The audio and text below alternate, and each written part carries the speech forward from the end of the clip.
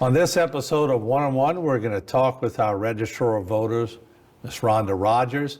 And of course, she has been in this position for a while. Her mother was in the position for a long time before that. So how did she get there? What prepared her for the job? We're going to find out after the break. Don't go away.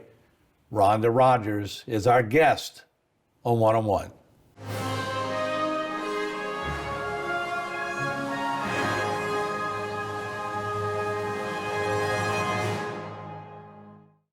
One-on-One is brought to you by the Law Office of Waits and Downer.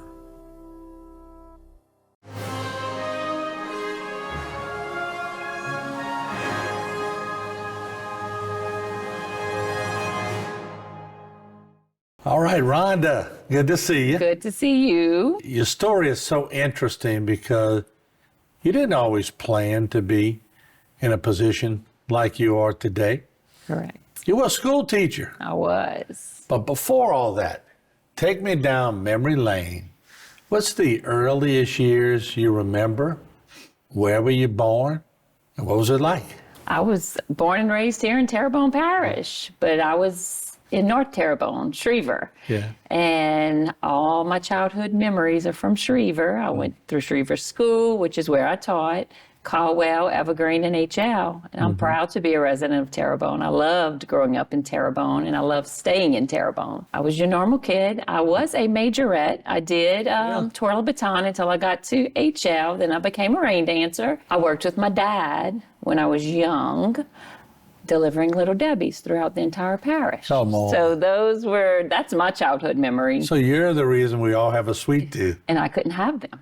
Because they stayed in the truck locked in the driveway. But that was profits. That's right. I could have the expired ones, but those were the ones nobody wanted. So you went to Caldwell. I did. So you didn't go to Evergreen. Yes, I did. Oh, you did go to Evergreen? I did go to after? Evergreen Okay. from Caldwell and then to And that's where you were a baton twirl at Evergreen? I was at Evergreen. Okay. They were phasing out majorettes at the time, so we Yeah. were some of the last ones there. So when you went to Bourgeois, was Luther Fletcher there? He was there for my first few years, Okay. but that's when he retired. The boss. The boss. He had his white suit. Yes, Like yes. Boss Hogg, huh? That he did. Was that fun or what? It was. It was. Yeah. HL had a spirit about it that you just remember. You don't forget. My kids are there now, so I'm going through it all over again. But It was such a new school. It was. Back then when you walked in. See, I went to Vanderbilt where the halls were about this narrow. Then you go in the Bourgeois, And they walk. and those hallways looked like freeways. Yes. Yes. It was state of the art back then. No windows. You couldn't see out your classrooms, but That's probably good, though. yeah, it probably You is gotta less focus on it, distractions. yeah. So let me ask you this. Schriever, I mean, I got relatives who lived in Schriever, but Schriever never gets a whole lot of attention. And sometimes I think the people of Schriever don't want a whole lot of attention. They're just quiet, isn't it? Quiet. Everybody knows everybody. When I grew up in Schriever, we did a lot of things in Thibodaux. Because coming to Houma at the time, it wasn't West Park, West Main. It was a one-way. Yeah. And so it was convenient to coming back and forth to Thibodaux. But then when I went to Evergreen, I met a lot of Houma people. Right. So, and then at that time, to call Houma from Schriever was long distance. I forgot about that. So I couldn't just pick up the phone and call my friends either. So my friends always had a running joke when I made my friends in Houma that, come on, we're going to Schriever. Everybody use the restroom first before we get to Schriever, because to them that was a far journey too. Now it's nothing. I never thought about that, but you're right. Schriever, Thibodaux, Schriever, Houma. Yeah. You had the mall in Houma. Yes, we had the mall, which I did work at the mall. I worked Did at you? Athlete's Foot in the mall. Remember Athlete's Foot? Yeah, I did. sure do. I worked there. I worked at Concepts for Mr. Richard, and then I worked at the bank. Then I went to the bank. So. But you had Bonanza Steakhouse right down the road. Yes. And A&G Cafeteria. So you're younger than me, but you remember A&G? I do. Yeah. Yes. And Bonanza with the big T-bone steak. We didn't eat out much because we lived in Schriever, so. Yeah. Not everybody in Shreve is poor now, right? Okay. Right, but we just didn't get out to eat, Right. you know. A lot of people in Shreve lived off the land, too. Did y'all have gardens growing up? My dad still has a garden. We didn't have it growing up. He did it more after he retired because my dad's from Chack Bay, and Yeah. they lived off the land in Chack Bay, and they did all of the So he's farming. all country. Did And you he inherit still a has lot of that? I didn't, but we enjoy talking about it. I enjoy his cucumbers, and I want the fruit of his land too. So Instead of living off the land, you live off his hand. I do. All right, so then when did you start getting interested in education? Because you spent a few years in education. I love school. I always did. And so I thought, okay, I'm going to be a teacher. It's a good job as a mom, you know, and to raise a family. The holidays were good. The time off was good. So it worked out for me for about 15 years. Then I had 2 kids of my own. And I gave everything to the kids I taught at school, and I had nothing left when I came home. So that's kind of when I started looking and saying, I need a change. Because if I'm not happy doing what I'm doing, I'm not coming home happy, and I'm not keeping my kids happy, and my family's everything, you know.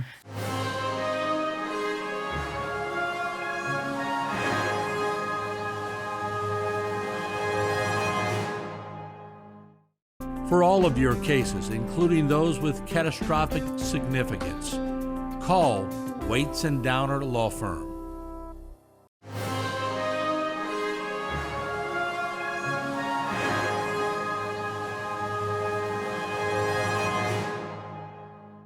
You have to have a little bit of patience to do what you did. Well, not only now, but when you were teaching, you were in elementary education. I right? was. I taught first grade, I taught kindergarten, and then I went into computer lab where I taught pre-K through 3. So it was a lot of patience, and I love kids. I still love kids. It was just so many of them, and so much of me I was given, and I just didn't feel like I was doing my job as a mom. And when you're evaluating and you're looking back at things, what can I do to be the best version of me? And I just didn't feel like I was giving my kids the best version of me. I don't say this in a bad way, but when you're teaching kindergarten and first grade, you really are babysitting quite a bit too. And they were great kids. I still have contact with them. They've graduated now. You know, they were my babies in kindergarten. Now they're off and graduated and successful. So that I miss. I miss that relationship. I miss that connection. I still have it with them, but I don't know the new ones coming up. I know them through my kids, but that's the part of teaching you miss. That's those Do relationships. you see tendencies when they're young that, of course, you get to see them later too? Some of them may aspire to be public servants. Some may want to be doctors, lawyers. Can you sort of see that in kindergarten or first grade? That You see ambition. Do you? You do. You see ambition. I taught someone who's a pilot. He was in my kindergarten class. I have someone, her last name was Rogers, so I would call her Little Rogers. She wanted to be just like me. She's a kindergarten teacher now. Wow. So these are success stories that I wish I had more of, you know, and I do. I just didn't keep track of all the kids, you know, that I taught. You're talking about hundreds of kids.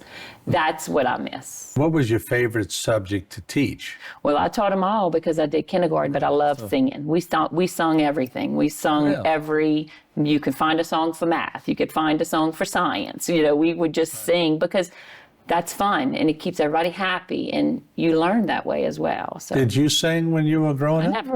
I don't sing. So don't walk into my classroom and listen. So I can't ask you to sing a song. No. Okay. That's off limits. Okay. That's right. So in your job now, you go from being in they're both public, but one, you have a whole classroom, and now it's more meticulous stuff, isn't it? It is. You have to pay attention to every single detail, you know, and I didn't know if this is what I was going to do. My mom was the registrar before me. How long was she did there? it. 25, 27 years? She retired at 36 years, but I think she might have been registrar around 16 years. Okay. Yeah. It was never my intent to go in as registrar, but there was no one in the office that wanted the position. Yeah, but you worked under her for how many years? I didn't. I never worked under her. her? No, but before online maps and before you had technology at your fingertips, we'd have to get in the car and go ride and see where this road ends or where this house is located because that's a district boundary or that's a precinct boundary. I didn't know I was learning then. Right. Now I can look back and say, oh, that's what we did. Were you one of those people that just absorbed real quickly, or did it take you a while? It's still things are clicking now that I'm like, oh, that's what she did. That's why we were doing that. She laid a great foundation. I didn't even know, and she'd come home and she didn't talk much about work, but when you're doing this job, you talk about it without knowing you're talking about it sometimes. And so you do such a great job, and you're very steady, but you're hidden in between the corridors of the parish, the government building. You're sort of out of sight. You don't ever warrant a lot of fanfare. I don't want to. You do everything quietly. And we have to. By law, we're neutral parties. So we have to remain neutral, which is great. I like that, and I like to be able to say, I'm neutral. And I want everyone to feel comfortable coming to me. People come in heated. People come in passionate. Politics is a big deal. So I just sit there and I listen. And if they want my feedback, I just have to remind them, look, we're neutral parties. I understand you're passionate, but we can't have those discussions here. So you really have a psychology degree too. No, I'm not that good. Well, you might have learned that from the kindergartners or the first graders. I could get over a lot on my kindergartners. They believed everything I said. You can't do that with adults. Right.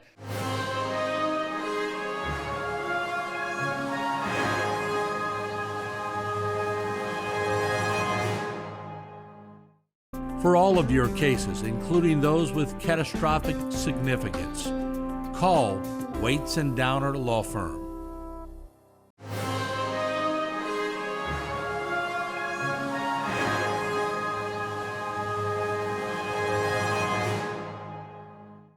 I'm sure you relied early on your mom. I did. I'm sure her phone rang quite a bit. Mom, what did you do here? I did. There's 64 of us in the state, so you don't know all 64 people. It takes a while to get to know them, form a relationship with them. And everybody, no matter where we go, how's your mom? How's she's doing? She's a wonderful woman. She left a legacy. And so they knew what an asset she was for me.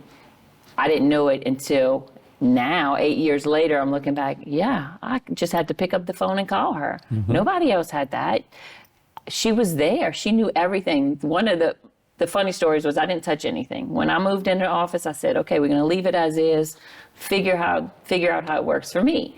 Once I was there a few years, I started moving things. So I called her one day and I said, Mom, where's this file? Well, it used to be in the third filing cabinet, third drawer, but you've moved things. So she could tell me just like that, but she knew I started rearranging things. I said, well, just tell me the name of the file. Maybe I could find it. What do people do not know? Because to be honest, I've been doing this almost 40 years. I don't know what that office really does except what's the natural, normal thing, but how involved is that office? A lot of layers. I just hired 2 new faces. I had some retirees. And so that was the question in the interview. What are y'all doing here? It's not just voter registration. That's a big job because you want to make sure you keep your rolls accurate for your candidates. That's a big deal to them as well.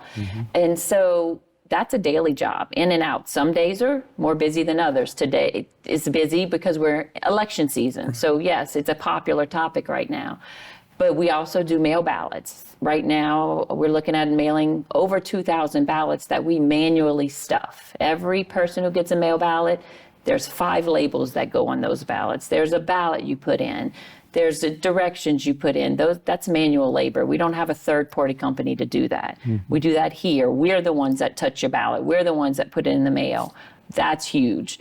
We do early voting. As well as I do, that has grown in popularity. When Mom was doing this, a busy election season, 7 days, anywhere from 1,000 to 3,000 voters walked through her doors in 7 days.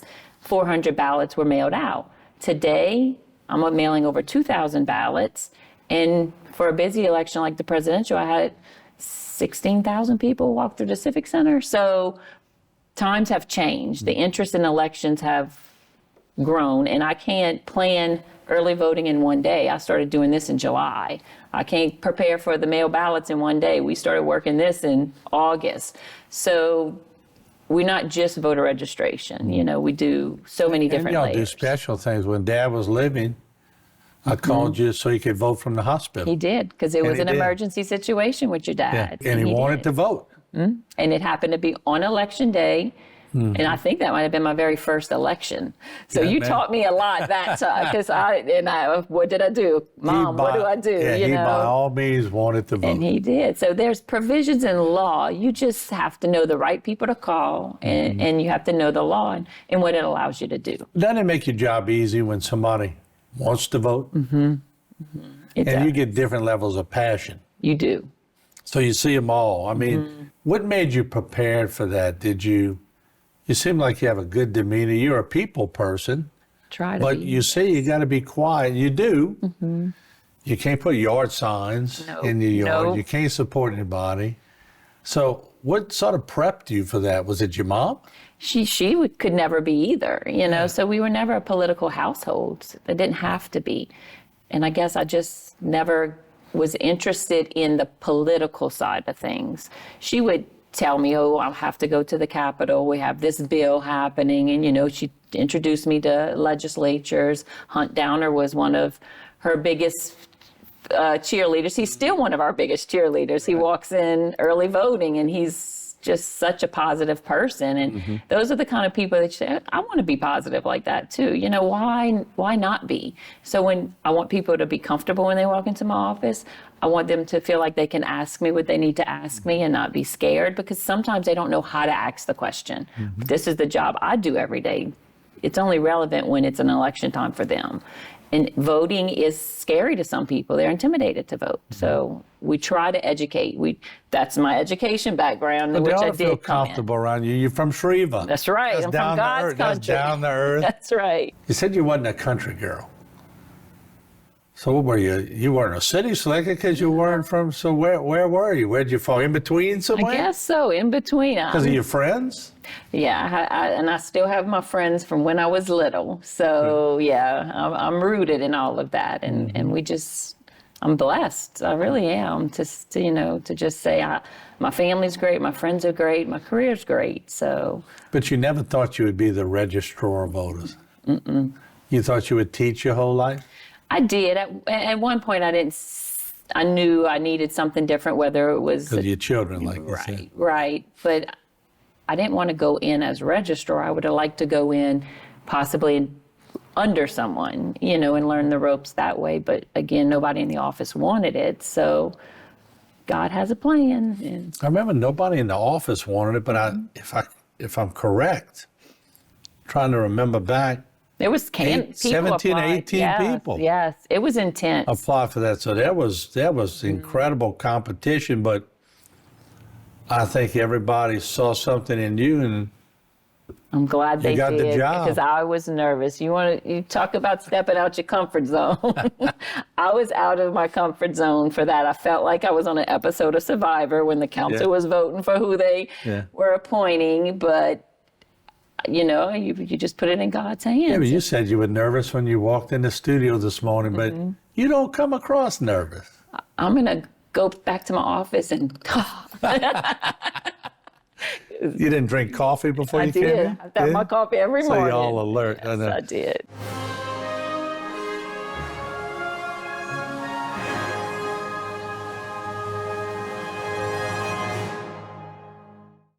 For all of your cases, including those with catastrophic significance, call Waits and Downer Law Firm.